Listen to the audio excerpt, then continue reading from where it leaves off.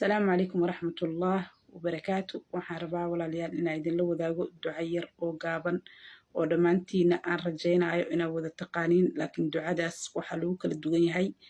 maxaa la dhahaye niyadda qofka si niyad ahaan u aqristo iyo qofka laasimo waa qofkaas oo ilaahay waafajiyo, yacni faa'iidadeeda maalintaas wuu noloshiisa ka dareemayaa.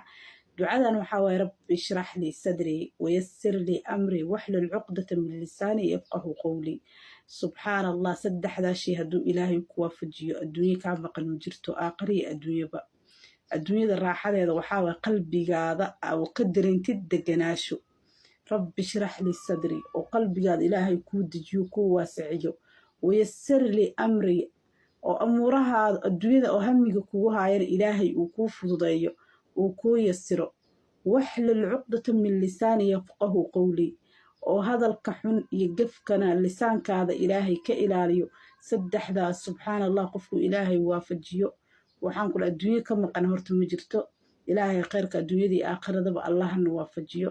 ducadan sujuudda si niyad ahaan adinkoo qalbigiina iyo maskaxdiina xaadir tahay sujuudda ku ducaysta.